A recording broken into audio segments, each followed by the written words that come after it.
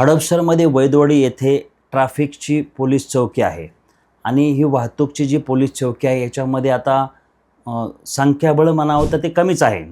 कारण हडपसरची लोकसंख्या, हडपसरची वाहनांची संख्या, परंतु वाहतूक पोलिसांचे अधिकारी व कर्मचाऱ्यांची संख्या लक्षात घेता खूप मोठी तफावत आहे. ही तफावत दूर करणं प्रशासनाला शक्य आहे का? तर शक्य आहे.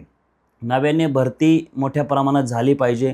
लोकसंख्येच्या मानाने तुम्ही जर नागरिकांकडून टॅक्स वसूल करता तर त्यांना दळणवळणाची साधने सक्षम पाहिजे. मग चांगले रस्ते पाहिजेत, वाहतूक कोंडीमुक्त, म्हणजे ज्याच्यामध्ये लोकांचा आता जीव जातोय, म्हणजे निरोगी चांगल्या पद्धतीनं वाहतूक करता येईल असे रस्ते पाहिजे, वाहतूक यंत्रणा पाहिजे, वाहतूक पोलीस यंत्रणा पाहिजे. पण प्रत्यक्षात आपण पाहिलं तर वाहतूक पोलीस काय करत असतात तर हडपसरमध्ये वैदवाडी चौक, गांधी चौक, मंत्री मार्केट चौक, रविदर्शन, गाडीतळ या ठिकाणी वाहतूक पोलीस फक्त कारवाईमध्ये मग्न असतात.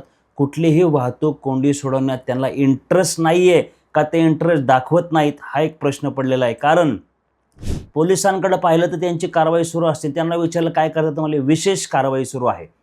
वरून आम्हाला सांगितलं की विशेष कारवाई करा, ट्रिपल सीट असेल, नो एंट्री असेल, झेब्रा क्रॉसिंग असेल. कारवाई झालीच पाहिजे, लोकांना शिस्त लागलीच पाहिजे. परंतु कारवाई करण्या अगोदर वाहतूक कोंडी कशी सुरळीत होईल याच्यासाठी पण वाहतूक पोलिसांनी लक्ष दिलं पाहिजे. ते दिलं जात नाही. त्यामुळे हडपसरच्या वाहतूक कोंडीचा प्रश्न दिवसेंदिवस गंभीर बनत चालला.